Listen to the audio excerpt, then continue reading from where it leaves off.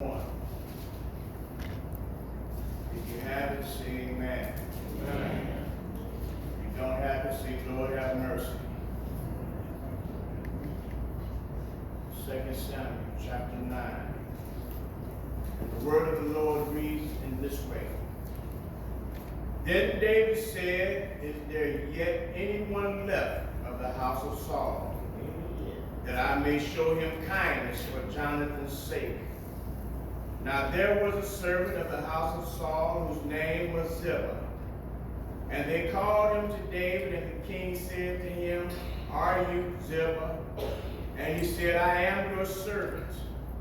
The king said, is there not yet anyone of the house of Saul to whom I may show the kindness of God, that in your writings? And Ziba said to the king, there is still a son of Jonathan, who is crippled in both feet. So the king said to him, where is he? And Ziba said to the king, behold, he is in the house of McHenry, the son of Amiel, in Lo-debar. Then King David sent and brought him from the house of McHenry, the son of Amiel, from Lo-debar. Mephibosheth, the son of Jonathan, the son of Saul, came to David and fell on his face and prostrated himself. And David said, Mephibosheth, and he said, here is your servant. David said to him, do not fear, for I will surely show kindness to you for the sake of your father Jonathan, and will restore to you all the land of your grandfather Saul, and you shall eat at my table regularly. Again he prostrated himself. What is your servant to disregard a dead dog like me? And I want you to go down now to verse number 13. So Mephibosheth lived in Jerusalem, for he ate at the king's table regularly. Now he was lame in both feet. May the Lord add a blessing to the hearers, the readers, and the doers of his mighty words. I want to take from us our passage this morning the thought of the king is looking for you. The king is looking for you. Quickly recapping some of the events of the life of David. Usually when David spoke of, two pivotal occurrences have come to our mind. That is, David slaying Goliath, and David falling victim to the lust of Bathsheba. So we have David slaying the giant, and then we have the giant that slayed David. Because whenever you feel like you've won and you've conquered your battles with the giants, there's always another giant lurking. David slept on this because he had been so victorious in all that he was doing, yet he was not able to contain himself. And so he fell victim to the giant called lust or selfishness. Yet in this particular text right here, we find in the life of David, this is an account that's very seldom visited. But we find in this moment in David's life, as he is king over united Israel, that David is exhibiting one of the greater characteristics of God, because he is extending mercy and grace to someone undeserving. He's extending mercy and grace to someone undeserving. And regardless or indifferent to David's moral victories and his fleshly conquests, David now transcends all acts of mankind when he displays the kindness of a king. You say, well, why is this such a great thing? Because Mephibosheth should have been true heir to the throne, because he was the only living one of the King Saul left. So this should have imposed a threat to David, because Mephibosheth is the rightful owner to the seat. But David, being anointed and appointed by God, instead of going out to kill Mephibosheth, that's what they did in that day and time, education right here. When the king took the throne outside of the bloodline, they had to wipe out the rest of the bloodline to remove any threats or any dangers of a revolt against his kingship. But instead, David seeks him out to show the kindness of a king. I'm going to give you just a few quick points here to point on for you to write down, to hold on to, because the message is not all about David. The message is about the Lord, King Jesus himself. When he came to this earth, he came looking for you to extend the kindness of a king. The text says in verse 1, David said, is there anyone left of the house of Saul? He finds out that there's a son from his best friend Jonathan still alive. David is king over all Israel, and he's going to show kindness to this man, a mercy and a grace that was not often seen, because as I said, all kings did in that day was kill and conquer. But when you think about Philippians chapter 2 and verse number 3, the Bible says that we are not to do nothing for selfish gain or vain glory, nothing in strife. David isn't extending this mercy and kindness to show himself off as a king. He's doing it because, watch this, when the Lord anointed him, he said, David is a man after my own heart. So when David extends this mercy and this grace right here, he is exemplifying the heart of God. So he's not doing it to show himself off. He's not doing it to make himself a name. David had won many battles, many wars. He was great in the land of war. He was great in the sight of the people. But this act right here, he's only doing because there's a part of God within him that he recognized needs to be fulfilled. And I just stop to tell every child of God in this house, there ought to be something inside of you that is enough of God that's pressing you to be filled. Y'all quiet. It ought not be hard to show mercy and grace to someone undeserving. If there's any God in you, it ought to come as a duty, as a response to what God has shown you. You ought to feel like you want to show it to somebody else. David remembered the kindness of Jonathan, but he also remembered the kindness of God. So he finds out that there is someone left of Jonathan's house, of Saul's bloodline. The Bible says he's down in Lodebar, but he's a cripple at both feet. That might not mean a lot to you. But he's down in Lodebar. Lodebar, the biblical scripture says that this is a place of no action. No word, no communication. It's a dead place. You might try to parallel Lodebar with a place like Nazareth, when they ask, can any good thing come out of Nazareth? Lodebar is a place where people often went to reside who were just less than, not thought of, who were the poverty-stricken or those without. Mephibosheth is hiding here because he knows there's a king on the throne, not of his bloodline, so he's hiding. But the question that comes to mind is, why is Mephibosheth crippled? And I'm so glad you asked. Because in 2 Samuel chapter 4, at the massacring of all of Mephibosheth's family, there is a servant there. Mephibosheth is about 5 years old, I believe. And the servant is trying to take Mephibosheth out of harm's way. Please pay attention right here. Because Mephibosheth, the servant picks up Mephibosheth, she's running. She stumbles and she falls with Mephibosheth in her arms, and she cripples and breaks him at both ankles. Yeah, you're going to get it in a minute. Because when I think about this, I'm looking at something bigger than the servant and Mephibosheth. Because I see Adam in the garden, and he has all of mankind in his hands. And when he's running, he stumbles. And when he falls, he cripples all mankind. And the Lord knows that our crippleness is no fault of our own. So we see Mephibosheth here. He's crippled.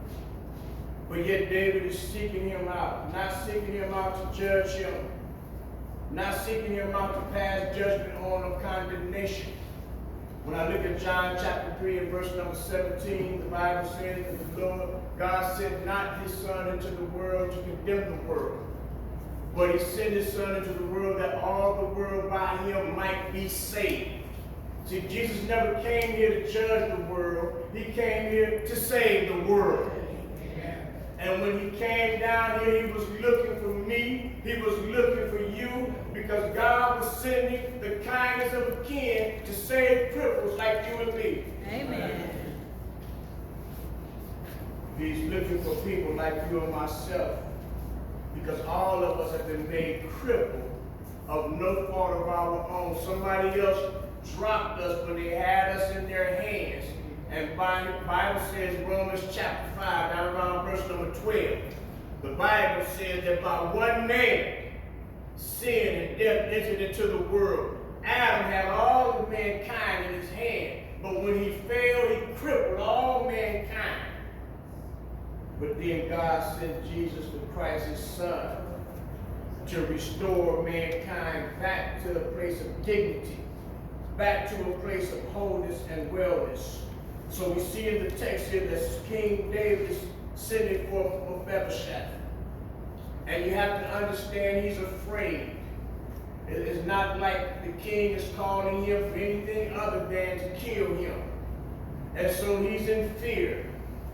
And I know most of us have not had anybody this important looking for us, but if somebody was looking for you with this kind of death threat in your head, you'd be afraid as well. Because the only thing that happens to Mephibosheth now is death.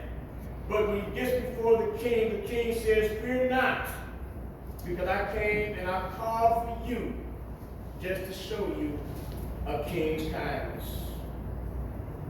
Y'all quiet this morning. But Mephibosheth, the King David does for Mephibosheth what he could not do for himself. When Jesus Christ came to this world, he did for us what we could not do for ourselves. Amen. Because of our crippled state, because of our state in sin, because we were dead in our trespasses, we did not have a way to God the Father. But the Bible says in John 14 and verse number 6 that I am the way. I am the way, the truth, and the life. No man comes into the Father but by me. So what did God do to get us back to him? He sent his kindness to draw us back to him.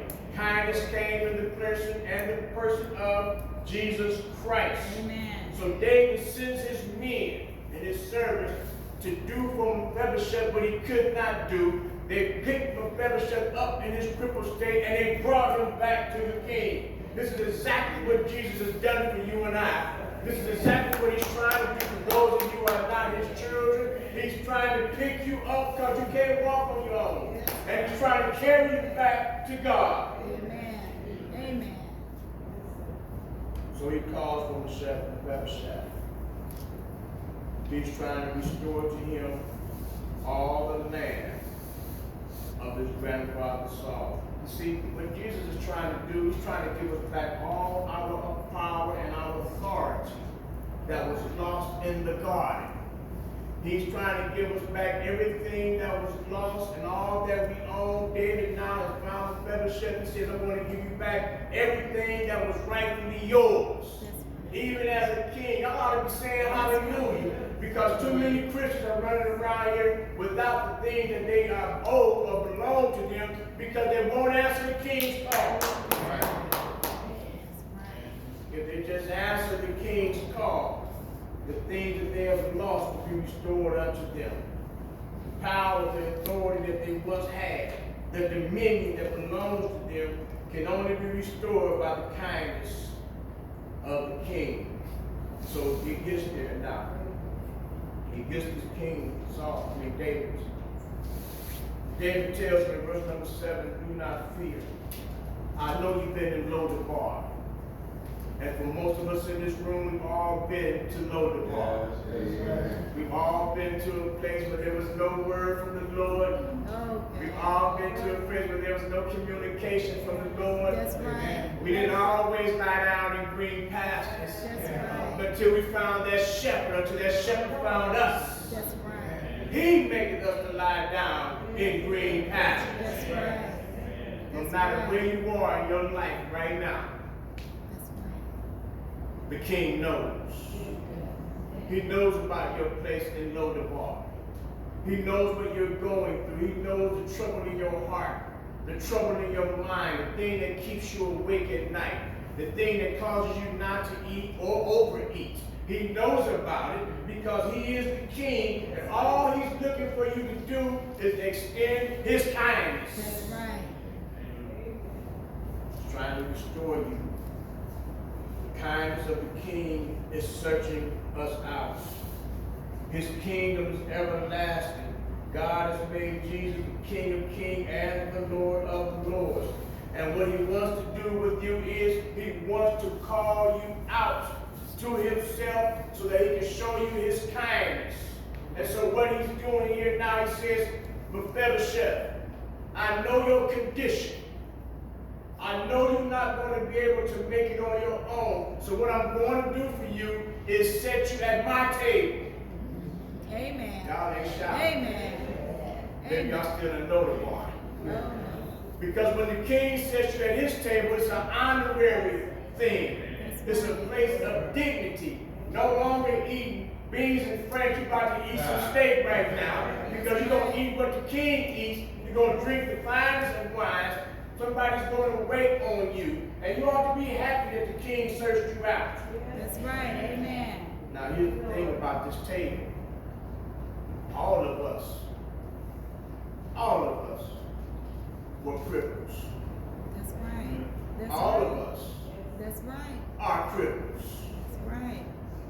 But the beauty is, when he sets us at his table, we're all the same. Right? So there's something at the King's table called a cloth. And the cloth drapes heavily. The cloth drapes heavily upon everybody's lap. Why is it covering everybody's lap? Because what you used to be doesn't matter when you're at the King's table. It doesn't matter if you can walk or not. You're in the presence of the King. He'll carry you where you need to go. That's right. Jesus says, come unto me, all ye that labor and are heavy laden, and I'll give you rest. That's right. Amen. Amen. You got to be willing to answer the King's call because the King is looking for you. He's sending for you. Everybody here now is not a child of God. The King is looking for you to restore unto you all your power. Remove you from your crippled state and set you at his table.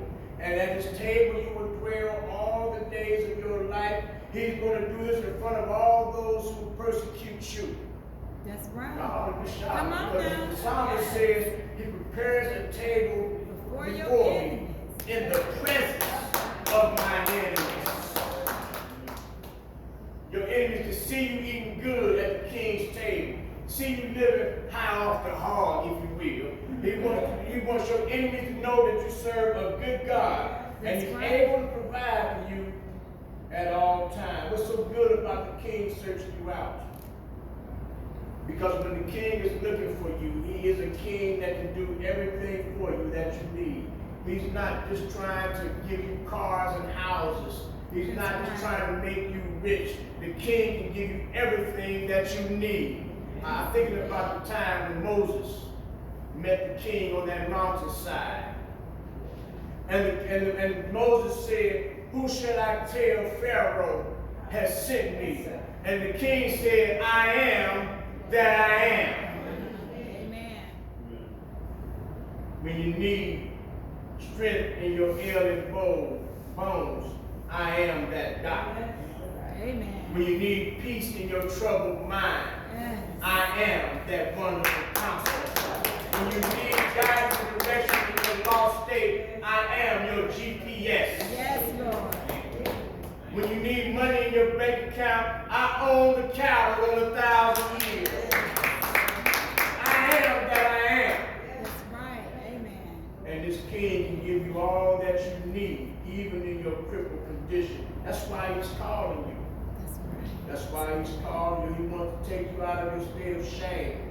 He wants to lift you out of a place of hiding and sunkenness. And that's for everybody in here, all of us, not a person in the Lord's kingdom that's not crippled. Nobody made it to the Lord on their own. If he wasn't looking for you, you wouldn't have made it. I came here that you might have life and have it more abundantly. That's what he said. So I came here and I came to seek and to save the lost. So he's come searching us out. He's always looked to show us his kindness. He's always looked to extend to us strength where we don't have it. Our King in our new condition has come to set us at his table. Mephibosheth represents all of us. And his kindness in Isaiah 61, 6 and 7 talks about how he will establish us, how he will give us the land, how he will feed us and care for us and take care of us. That's right. He not only washed us in his blood, but he washed us in his love. He washed us in his mercy. He washed us in his grace. He washed us in his kindness. I'm talking about the kindness of a king. Amen. Amen. He brought us out of Lodabar, translating us from a dark place into a kingdom of light. His table hides our crippled condition. His chair sits us at a big table with a big cloth, able to cover us up. Isn't it wonderful to know that our King sits at a table where we're all equal?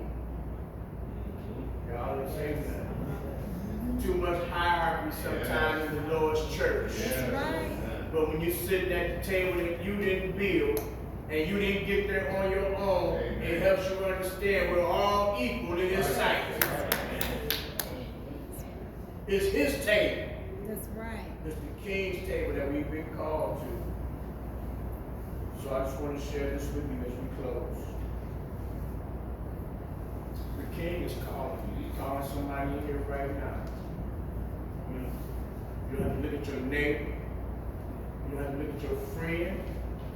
You just need to listen to the King. He's searching you out, that he may extend to you his love and kindness. You're going through something right now. You're troubled. You got a lot on your plate. You don't even know if you're going to make it through the rest of this week without losing your mind. But that's why he's calling you. Because he wants to give you back peace of mind. He wants to give you back peace with God. He wants to give you back all that was lost that day in the garden. And he says, I need to find Mephibosheth. That's you. So that I may show him the kindness of God, that I may extend to him the kindness of a king. If you're here today and you're not a child of God, the King is calling you. He's calling you right now. Now you can go on living in Lodabar if you choose to. You can go on living in the state without. You can go on living in the state hiding. You can go on living in the state confused and troubled in mind, but you don't have to. All you got to do is accept his call. And he's saying that I'm calling you to come sit at my table. Sit with me. I read the parable over in Matthew. And the Bible talks about when the great feast was made, and the Father called those who would attend the wedding to the table or to the feast. And those that were invited didn't come. He said, well, go out into the streets and just find anybody. Find anybody. Y'all talking to you. Find anybody that will come, and they're welcome to the feast. So he's calling you right now. Wherever you are, you're anybody. But he's inviting you to the table. He's inviting you to the feast. Think about your own condition. What does it take to receive this kindness? Just answer the call. Say, Lord, I want this kindness. And this kindness is in the person of Jesus Christ. I want it. I want what I've lost. I want what I feel like, but I understand by the Bible was taken from me by Adam's fall. Answering the King's call. Saul was on his way, doing what he knew to do best. This is for everybody in here, because a lot of times we think we know enough about God and his word, but we really don't know. Saul was on his way doing what he knew to do. This is the educated man. already been to the highest of seminary classes. He's already theologically degreed. So he's doing what he studied and knows to do. That's what happens when people are educated by their own without Jesus Christ. So he says, he's on his way, persecuting Christians. When a light shined from heaven and knocked him off his horse, knocked him to the ground. And Saul, gazing up into the heavens, the voice says to him, Saul, Saul, why persecutest thou me? Saul says, who art thou, Lord? And so then the Bible says, he tells Saul, I need you to go to the city and find a man. He's going to tell you all that you must do in order to be saved. What did he tell him? Acts 22, when Saul and Paul is recounting his occurrence, he was told by Ananias to arise. Stop waiting around. The Bible says, why tarriest thou? Arise and be baptized for the remission of your sin, calling on the name of the Lord. You see how all that come together? See that TV you watching at home? It says all you got to do is call on the Lord. It's not in the Bible. Right. The Bible says, arise and be baptized, washing away your sins, calling on the name of the Lord. And it goes all together. It's not one act. That's the kindness of the King being extended. It's so simple, a lot of people miss it. Because a lot of people can't humble themselves to just going in the water for the sake of salvation. But it's in the Bible. If you're here today, the King is calling you. It's easy. Just answer the call. All you have to do is say, I want to be saved today. Because you don't know what tomorrow holds. I'm not one of those scary preachers, but it's true. Death has nobody's time zone. Doesn't honor age, color, or gender. When death comes, death comes. And you want to be with the King eternally when he comes. Come on, invitation line. Page 584. I want you to think about your own. If you're already a child of God and you have not been extending the kindness of the King to other people, you just need to repent. And if you're not a child of God, you need to come on and answer the King's call. You need to answer the King's call right now. Together stand. So